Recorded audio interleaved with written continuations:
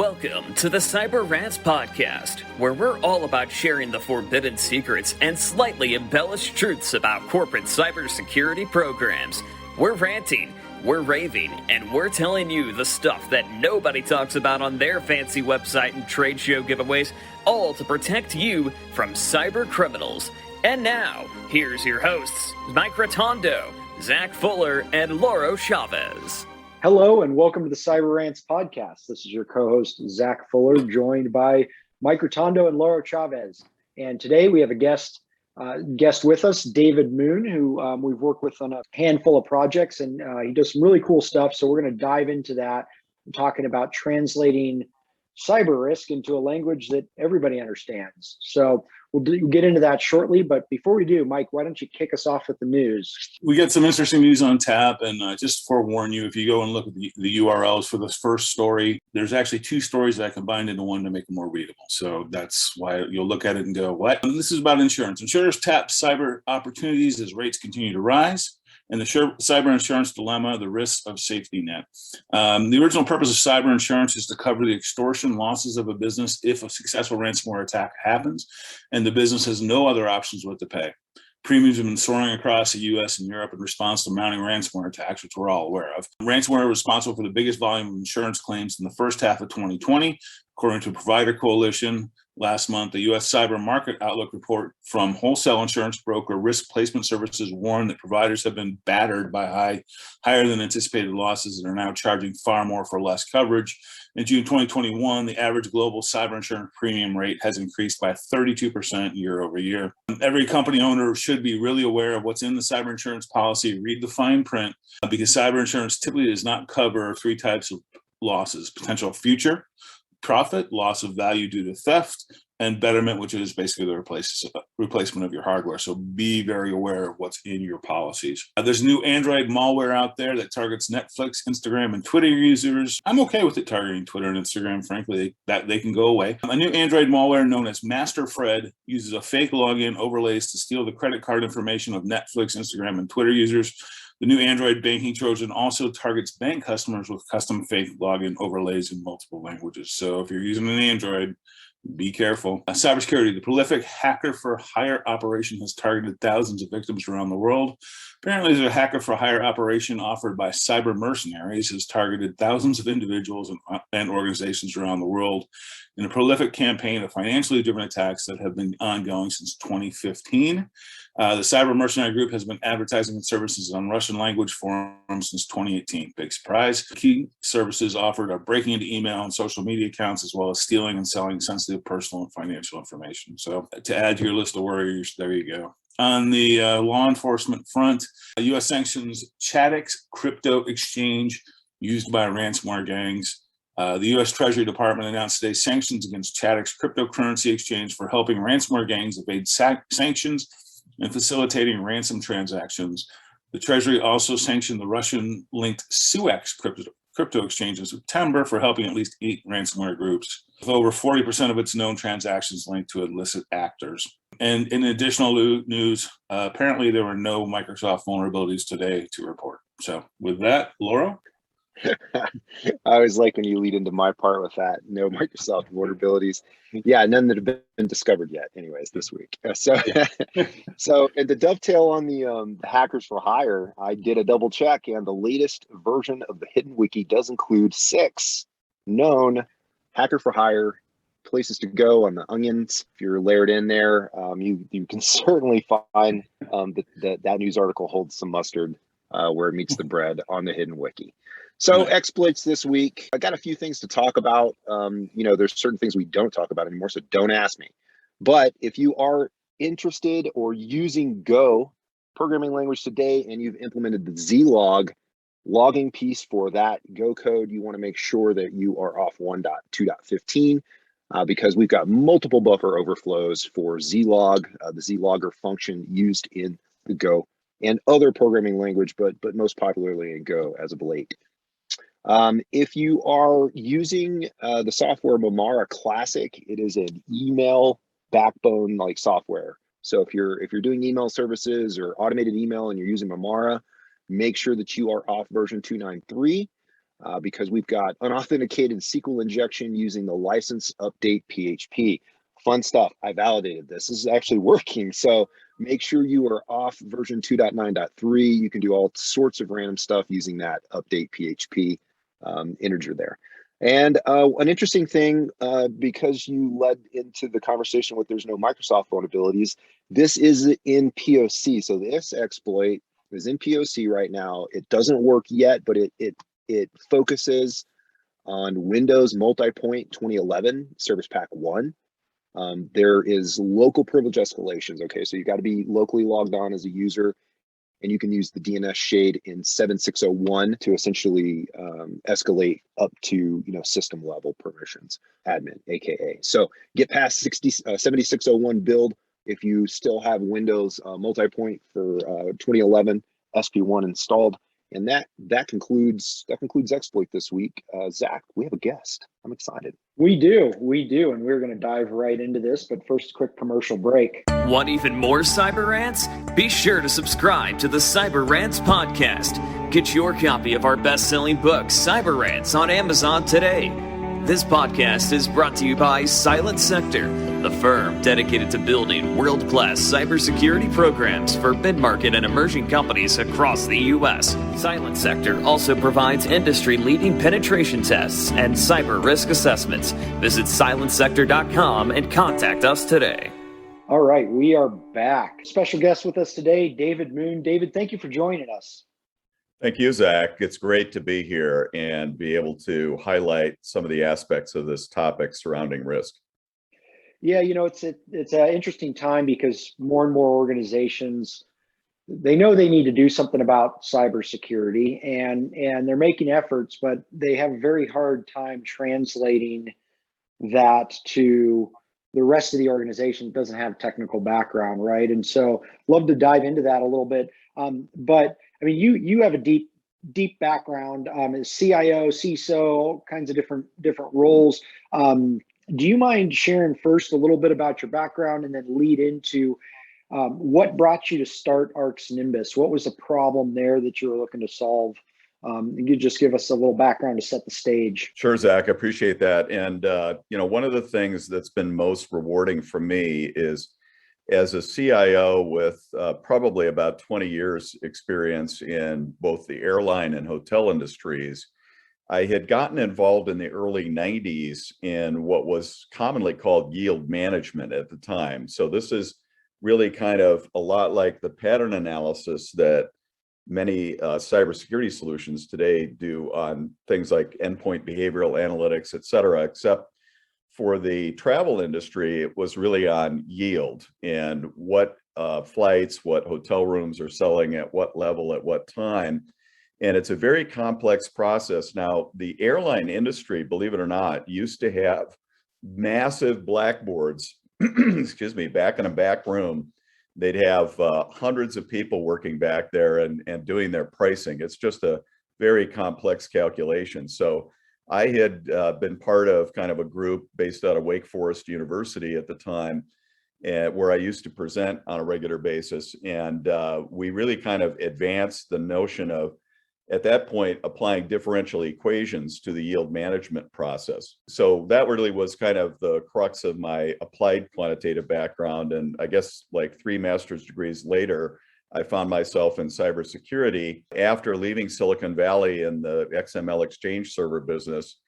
And I worked for both Arthur Andersen as well as Capgemini, and then up through 2016, PwC's cybersecurity practice here in the US. And what really inspired me was we don't really understand enough about cyber risk fundamentally. And in talking with the head of risk management for a money center bank, who was himself was a PhD, learned about some of the models that they're applying to things throughout the financial institution, like counterparty risk, credit risk, et cetera. And I said, well, that sounds very sophisticated. How do you evaluate cybersecurity risk then? And he literally like motioned and threw up his hands and said, well, Well, that you can't possibly quantify. It's just, we don't really know much about cybersecurity risk. We don't have the data, et cetera, et cetera. And he kind of went on. So their very sophisticated approach to risk stopped right at the door of cybersecurity. And this is, of course, a very common thing. There was a Swiss Re survey in 2020 that said that 80% of enterprises view cybersecurity risk as endemic to their earnings. And nothing could be more fundamental to a business than earnings, of course. And yet the same people surveyed, 90% said they have no visibility into what their cybersecurity risks are at the same time. So we clearly have a disconnect here, and that will be solved at some level. So it's been our firm belief since starting the company in 2016 that there is a gap and it needs to be solved, but not only by end enterprises, but by the insurance industry, by M&A advisors, consultants, as well as financial analysts on Wall Street. And it has to be resolved in a manner that includes dollars and cents and lets us understand cybersecurity risk in the language of business. Yeah, that's a very unique capability, and I think you're exactly right. I mean, so many organizations take a approach that's not really heavily based on data, right? And historical events and things like that. And so what I love about what you've built and the platform, and for those people listening, you can go to arksnimbus.com and check out the website and get some snapshots of what this looks like. But in essence, you can now take a major industry recognized framework like NIST CSF or NIST 853 and run an assessment on an organization and translate at the individual control level, and also roll up those controls into the actual financial risk that the company is holding. And then on top of that, break out what is covered by insurance potentially, and then what would be self-insured or what you'd have to come out of pocket for.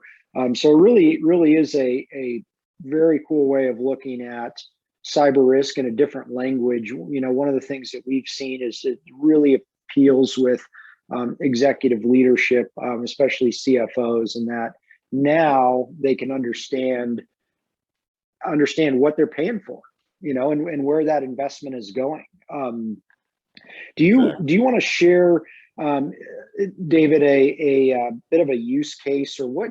Can you just take us through the process of a company that doesn't really understand, their cyber risk management program or what money's going to, and kind of take us through their journey on identifying what's important? Sure. Yeah, and further to that comment that you made, Zach, that I've sat in on a number of board meetings, and including one of the top 10 mortgage banks in the U.S. comes to mind, where I was asked to present at their board meeting, and they said, well, after your presentation, why don't you stick around? Our CISO is reporting next. And like most public organizations, the CISO gets maybe an 11-minute slice of a board meeting, perhaps once a quarter, maybe once or twice a year, in fact. And yet here is this risk that Warren Buffett and others say is the largest risk facing business today. The CISO comes in and they report and they say, well, I'm asking for another $30 million next year.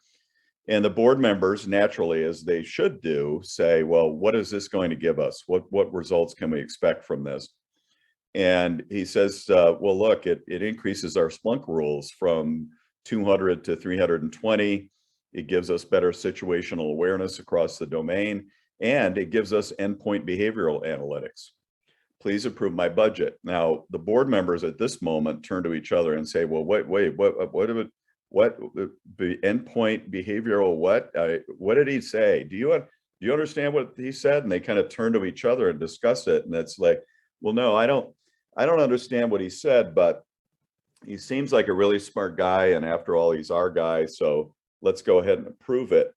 Now, of course, in terms of governance and all of the things that boards are focused on, when the CFO comes to report, they have hard numbers, they have specific details and contributing factors, and they can drill down. There's traceability, transparency, all of that. But somehow that is the contrast in today's world. We haven't gotten to that point in cybersecurity as yet. And let's remind ourselves as cybersecurity professionals here that everything that's spent on cybersecurity, the entire cybersecurity organization, having a CISO in the first place, and all of the solutions that most companies are now running in cybersecurity is only really there to reduce risk. So that has to be the fundamental overarching mission. And it's understandable that when cybersecurity engineers, analysts, and others are deep in the weeds, there are all those alerts coming in and trying to sort them out, the hundreds of thousands that many enterprises get on a weekly basis, that it's easy to kind of forget that big picture, but that's really what it's all about. So what we've done is to say, well, how would you solve this problem? And the first thing that really happens is, well, you simply have to have the data. There's no way around that. And like so many things in life, you can sort of prognosticate what things might be, but unless you have the data, you're really not on solid ground.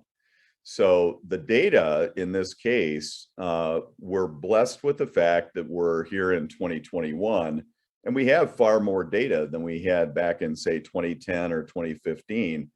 And now we have, as everyone knows, and as Lauro and others cover in the news briefs on the podcast here, we have a lot more losses. Losses are mounting. Ransomware is getting out of control. We've got so much more data. That's the upside of this story. And so we now have patterns, and we have actual patterns. And for those who are familiar with data science, much of data science, and for that matter, AI, is based on patterns. And we now have enough data to run those patterns. So one of the things we realized early on is we have to show up to the dance with lost data in place. And so we take that lost data, we aggregate it from what now are 22 different sources, updated on a recurring basis, and things that probably most of us are familiar with, like Verizon DBIR, certain InfraGard reports from FBI and others. And you can aggregate those data. And we've worked with particularly University of Illinois Department of Actuarial Science, where we have a formal collaboration agreement in place on how to properly cleanse that data, normalize it, and then aggregate it to some meaningful, what in the insurance industry are called probability density functions. And so we, in our solution, operate with 8 of those. Those are PII breach, sort of the classical big headline breach, intellectual property compromise, patents and other things were stolen or made visible, and then ransomware, hacktivism, which is its own kind of unique threat factor, digital vandalism, which is closely aligned with hacktivism, but it's fundamentally different, and then denial of service, et cetera. So we track those in terms of their frequency in the overall landscape across all industries. And part of what's happened here that probably most of us are familiar with is that cybersecurity threat actors do not necessarily obey industry boundaries. So someone who's attacking a healthcare organization may be attacking a financial institution next week. And a lot of what had been the common practice prior to this time, prior to our arrival on the scene, was trying to track within your industry how many losses have actually happened. And we found that that's a very loose correlation and really doesn't stand up to some sound quantitative statistical tests. So what we do then is we take the company's own financials, which are known data, of course, especially with public companies, and we plot that against the other losses that have happened elsewhere in other industries. And then we normalize that and essentially think of it as sort of the loss per $1 billion of customer value or company value. From there, we play all of that back against NIST based on their actual controls. And in our case, we work with NIST 800-53. We also work with NIST CSF, and we work with ISO 27001, which probably most people are familiar with. So that allows us to say, here are the origins of these risks, and here are the financial consequences of them. That's about 48,000 variables, it turns out, that have to interact to achieve that. In SQL terms, it's obviously a big many-to-many structure. And from that, which we have spent a lot of time with NIST working out those various mappings and how we properly apply their standards, they turned to us and said, well, that's actually a very savvy approach. And we got that from Matt Barrett, who was the head of the NIST CSF framework at the time. So from all of that, what we're able to do is actually say, you know, where are the origins of these risks? What are the things that really need to be addressed? And think of it sort of a triage effort, if you will. Where do I need to concentrate my efforts first? And the interesting thing that comes out of that is if I solve this particular problem, and it may be patch management, it may be a training gap or issue, even cybersecurity awareness training on the part of the overall staff enterprise-wide, et cetera. If I'm able to solve that particular issue, how much does that reduce my risk? And so essentially it's effectively a cost recovery process, which is rewarding monetarily to the enterprise, driving down the cost of these risks that they're carrying. That allows the cybersecurity function to track their progress in terms of, we recovered this much cost on the part of the enterprise, which really kind of opens up in a new additional conversation between cybersecurity, not just being a cost center anymore, but being an effective means of cost recovery, and while protecting the enterprise at the same time. And that's what's really a very exciting aspect of this for us. Yeah, I love the capability that this brings. Again, just translating the value of what security professionals are doing into a language that everybody understands. How have you seen this affecting management decisions with the companies that you serve and the companies that are doing these assessments regularly? Yeah, so it's very interesting because, of course, there was a time when in other corporate processes, companies didn't have the visibility they needed. So think of something like the supply chain, inventory management, maybe yield optimization we talked about earlier. And one of the things that happens with these is that once they go to a quantitative basis, they really never go back. So you could think of in the securities industry, those high frequency trading models that Goldman Sachs or someone would use, just the way that accountants work with matters of GAAP, et cetera, in an ERP system. Once these things go quantitative and they're made manageable that way, they really never go back. Nobody goes back to saying, we want to go back to guessing or using pencil and paper or something like that, or just spreadsheets in this case. So that's kind of the first effect. The second effect is that now we can really say, how do we go about really getting the solutions in place that will target the origins of these risks? And so rather than kind of, going after a variety of things, thinking that we're going to make some progress, we can actually target the areas where the risk is originating in its greatest form.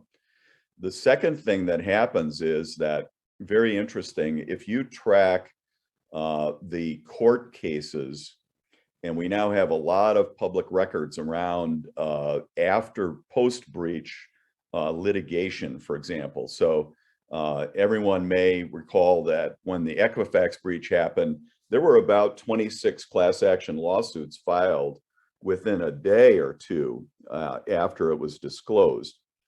Now, when those end up in a courtroom, it's very typical for opposing counsel to challenge cybersecurity leadership and maybe board members or CFO, et cetera, on, well, how did you as a company formulate the proper protections on behalf of the shareholders?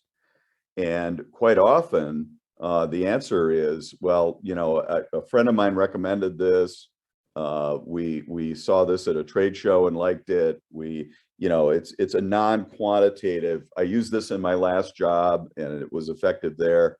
It's kind of, there's not a lot to back it up. And with us, what companies are finding is that they've got traceability from the actions that they took, the strategies, the technologies that they put in place, back to, this was based on what NIST says, this was based on the adverse risk that we had in this particular area, documented and traceable throughout. And again, that plays off of the 48,000 variables that we work with. So literally, mountains of traceability are available from that to say, not only we saw an adverse risk in this area, so we took this action, which is tied to resolving that risk. And you can say, well, who says that that's tied to that? Well, NIST says, ISO says, it's pretty solid ground. In fact, some of the most solid ground we have in cybersecurity to stand on. Not only are companies finding they're able to do that, but also they're then able to say, and this is how much it actually remediated that risk. And so a pre and post snapshot of what the results were once those strategies were applied.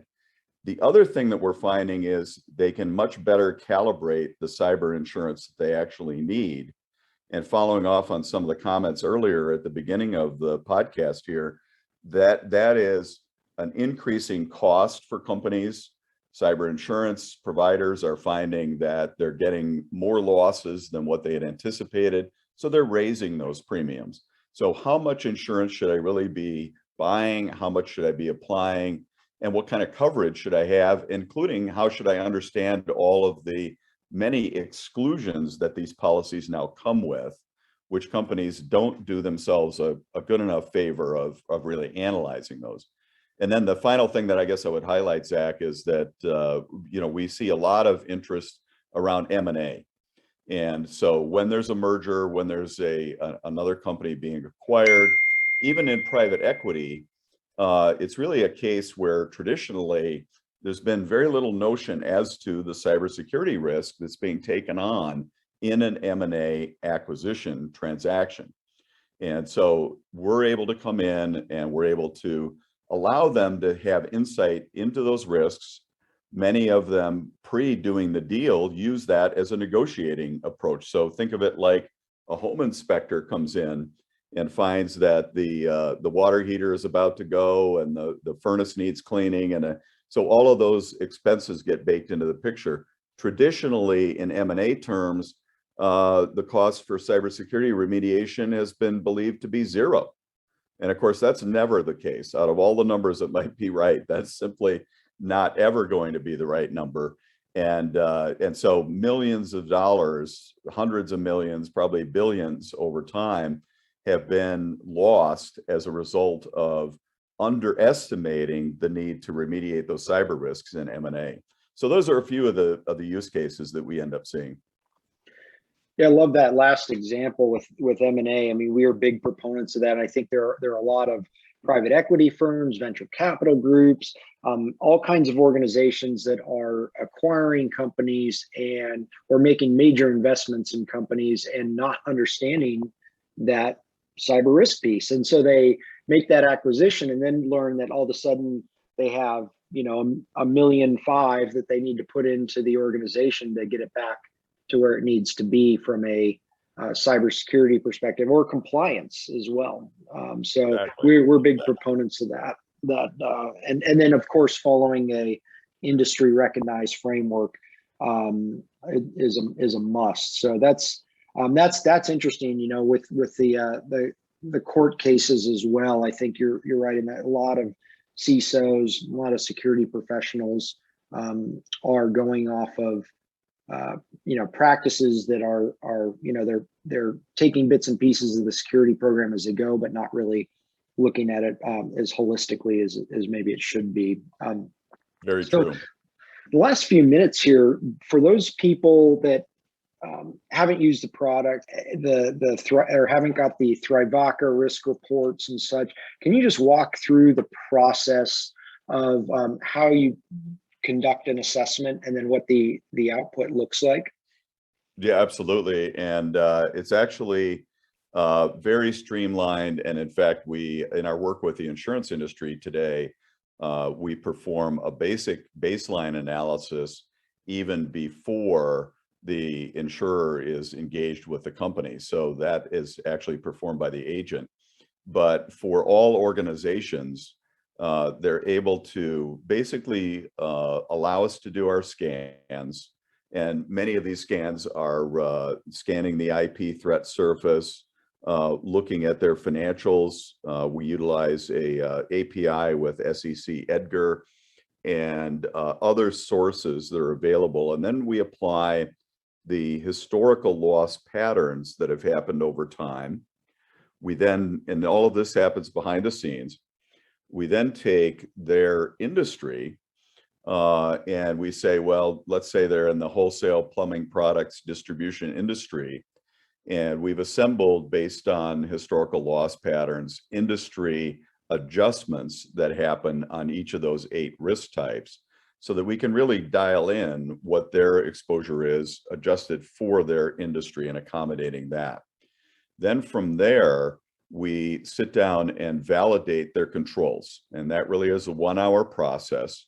We debrief them, and it's areas, think of a control as something like, what is the amount of time it takes today to identify an unauthorized device being attached to your networks? So very basic concept, and most people would agree that's a good thing to have in place, but nobody does that instantaneously. And when you think about industrial control systems, IoT, shadow IT, my cloud arrangements, and so on, then it is really kind of the way that we want to get a hold of these controls, because there are lots of forms of exposure out there, not just necessarily corporate IT and what resides in the data center itself. Attackers don't obey those boundary lines. So we validate those controls across the overall enterprise exposure. And then that really allows us to process our runs, which at this point, on average, are taking less than 2 hours. And in fact, that's an SLA with us now, that average time will be less than 2 hours. And then there are results. And then we simply schedule a time. We go through with the organization, as we've done with Silent Sector and Silent Sector's clients, to go through, here's what this means, here's what it does. And kind of one of the fundamental wake-up calls is, we did a lot of work with the economics department at the University of Chicago. Very well known, that many Nobel Prizes that have been won there and so on. And they really kind of took things to the nth degree in helping us analyze what kind of risk exposure companies have, and getting the formulas dialed in to be able to determine that in a proper way. That is obviously a very complex exercise, but what we were able to come away with was, you simply have to establish the overall potential for risk of the organization. And that potential is, what would an absolute worst case scenario be? Now, every organization has controls in place. Even if you today wanted to go out and not have any controls for some strange reason, you still end up with controls, because probably everyone understands, you buy a piece of Palo Alto Networks gear or a Cisco router, it's already got a level of cybersecurity built into it, whether you wanted it or not. So this is a theoretical number, but we're then able to show the company subtraction from that overall exposure as a result of the controls they've put in place. And then we turn and add the final piece, which is how much of that risk have you now shifted or transferred to a commercial insurance carrier, so that what are you actually left with in terms of your net exposure at the end of the day? And so that is really what we highlight in our debrief. And then from there, we have a lot of exploratory tools that do two things. One is the first takes them through where are those risks originating from, and how do the threats, the risks, the vulnerabilities, and then my capabilities, or in other words, my controls, relate to those risks. So we have what we call the jellyfish diagram. They can explore interactively all day long, and it's based on everything being traceable back to the NIST framework. And we also use the FFIEC threat taxonomy from the Federal Bank Examiner's Handbook. That's the first kind of process. Once an organization has been through that, they tend to then ask the question, okay, well, now I see my risks. I'm able to drill down on them and understand their origins at a very detailed level. But now what do I do? What do I actually do? And that's where the second half of that briefing is primarily, and we've been through this again with Silent Sector, and very proud to work with the whole team at Silent Sector on advising these clients. What are the kinds of solutions that can best drive down which of these actual risks? And here again, you can say, well, who says that a SIM solution maybe can, or additional Splunk rules or endpoint behavioral analytics, whatever, may drive down this particular risk? Well, here again, it's NIST says. And so NIST has provided prescribed traceability back to individual risks. And we're now able to see, based on those recommendations, about 600 pages worth of documentation that include actual playbooks. And so this is important. And many times we work with organizations that are struggling to gain compliance sign off from their regulators. And they're finding they're just challenged with illustrating how their actions and strategies tie back to extinguishing these compliance issues that are open and unresolved with their regulators at that point in time. And so this helps them immensely in being able to formulate a plan to do that, and working with Silent Sector, for example, on how do I get this plan in place? What do I address first?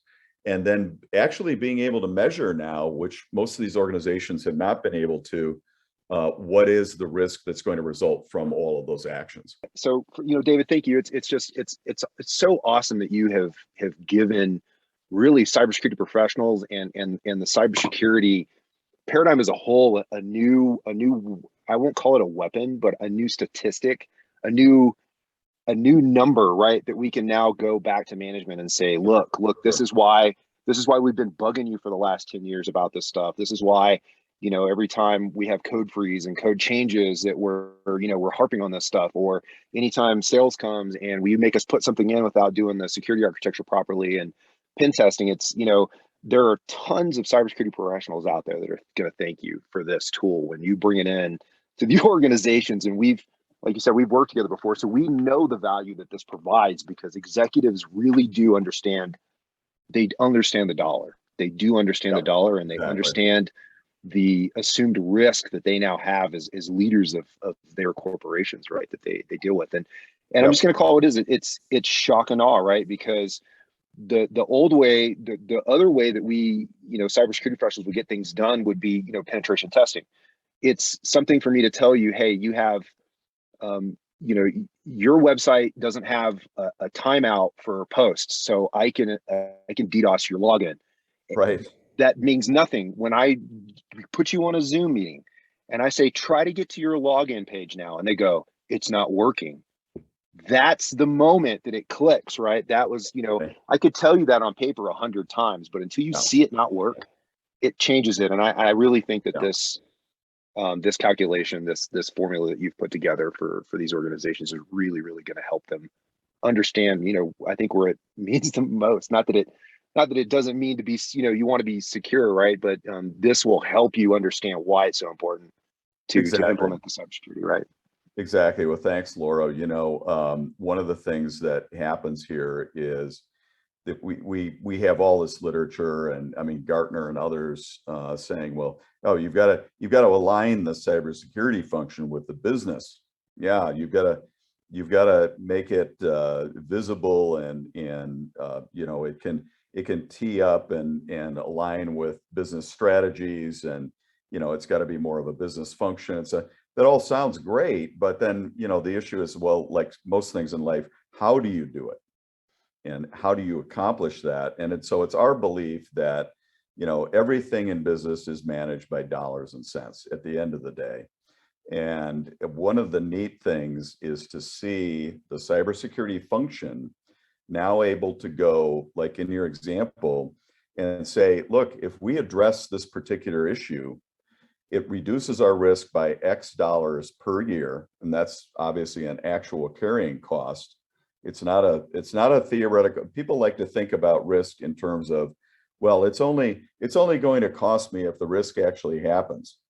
And the thing is that all of us don't use that principle in that funny kind of way in our daily lives. I mean, I buy car insurance, and there's a reason for that. And it costs me something. I actually write the check to the insurance company for the premium. That's a real cost.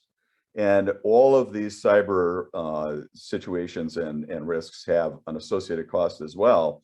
All the insurance premium is telling you is that's the insurance company's rendering based on their analysis, which itself is quantitative, of course, of what exposure you have and what they're on the hook for. So, that's a real cost in the real world, but very few companies understand that. But it's great to see the cybersecurity function able to say, you know what, we've accomplished a cost reduction here while enhancing the protection of the enterprise. That's something that then has resonance with senior management that they can understand, further to your point.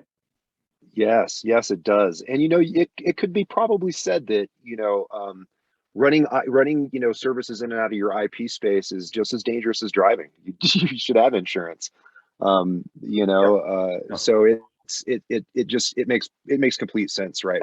And I've been hoping that some brilliant would come along and figure this out to make my job easier, instead of having to, as a cybersecurity professional, scrape and scrounge to try to build legitimacy on why we need to reduce the risk in this area, or why this area is such a great risk anyway. And that you're right, that always comes back to, well, yeah, but we're, if somebody has to do this, or we have to be attacked, or we don't have anything that anybody wants. And there's always a million excuses not to spend money until you see the dollar figures that are there from a risk perspective that are going to be incurred if you don't make a decision. So, well, exactly. I thank you. People appreciate that, and people have different biases. I mean, we're human; we all have biases and so on. But we worked not long ago with a $170 billion customer who had done risk register, and they paid several $100,000 to one of the big four consulting firms to help them implement it. And yet they had, in their risk register, they had 66 risks. So, how do you operate in 120 countries with 48,000 employees and have 66 risks? I mean, it's almost unimaginable, right? But yet that was, and a lot of risk register technology, it's valuable, but it only gets us so far. And often those exercises and attempting to identify those risks at that level are really kind of bounded by the imagination of the senior management team weighing in on something like a risk register. So it's not uncommon to hear someone say, or a CFO or someone outside of the cybersecurity group say, oh, well, I was in the Houston office last week, and they had those servers that were running that had no firewall protecting them. And I think that's got to be our biggest risk. Yeah, that one, put me down for that in the risk register. And, this is sort of like a opinion driven or professional judgment driven exercise. And that's only going to get us that so far. There's almost nothing else in the enterprise you would run on that basis. I mean, the auditors wouldn't come in and say, well, what's your opinion of the inventory levels you're now carrying? Well, Right. I mean, but why we do that in cybersecurity is really kind of a mystery, and now we can get to a much better maturity level with those kinds of insights. Absolutely. Traditionally, we would be in places, and in previous lives, of course, we'd be in places where we had 155,000 vulnerabilities, and be under the guise of PCI compliance. And I'd walk in and look, and these teams are they're operating 24/7 in shifts trying to get all this stuff patched. And I started looking at the vulnerabilities that were being listed and started doing exploitation POCs against them, and essentially downgrading the risk of the vulnerabilities so that we could, it's almost like the supply chain crisis, right? It's like, okay, look, Right. you can't boil the whole ocean right here. I'm No. using a kind of a data-driven exercise to say, okay, yes, this exploit is going to get through these 3 vulnerabilities. No problem. We're going to have a problem. These are priority. These 3, these 15,000 that are the same TLS version 1. We can change the config on those things later. No one's going to no browser's going to want to downstep cryptography in modern times. So let's push that to the back, right? So we're kind of playing this Rubik's Cube game, right, where we're shifting colors around based on the technical capability in a short amount of time to develop exploitation and POC to try to help just hold the dam back just a little bit, because it's everybody is just overwhelmed, and there's just a lot of products that'll do just a surface scan and say, oh, guess what, you've got cross-site scripting, and you've got outdated Java packages, and there's TLS1. Oh, that's a bad one. And so there's all this this garbage that gets spit out, and if you just take that stuff for face value, it can really slow down technical teams, and then it can also lessen the credibility too, because it's either you can't fix everything, right? It's like, how do we meaningfully go through this exercise and tackle what's most important? And the Exactly. product that you have is a great way, right, to demonstrate, okay, hey, these risks are going to cost you the most. This is why you've got to put in continuous vulnerability scanning, or this is why you need to do penetration testing and these sorts of things, because these types of exercises in NIST generate a lot of the security control set for the technologies, but also if you don't do it, incur a lot of the risk. Yeah, absolutely. And so, what we believe is attainable now, there's a lot more that's attainable in getting these kinds of insights and really putting effectively and you guys have heard us reference this before, but it's sort of like adding a GPS to your cybersecurity program. Yes. That gets you straight to the heart of the matter, straight to the place you need to be as a business. And it also shows you the journey along the way. That's a beautiful closure right there. We've got to jump. I would just love to have you back on the show again. And thanks for sticking around in the cigar lounge to chat with us, kind of informally. So I appreciate it very much. Well, thank you so much, David. I mean, this is just a fascinating topic, and I think it's a game changer for the industry. And the fact that you've made this type of data accessible to mid-market and emerging companies, not just Fortune 500s, that is incredible. So thank you for joining us, David. It's been great chatting with you. Thank you, Zach. Really appreciate getting the word out, and let us know where we can help at any time in the future. Well, thank you so much, everyone, for listening. You can find more about Arksnimbus at arksnimbus.com. We'll put a link to the show notes. Cyberrantspodcast.com will have a link to Arksnimbus, but also to the news articles that Mike talked about earlier today.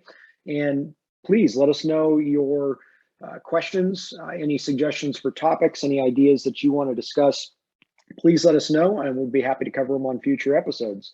Thanks a lot, and have a great day.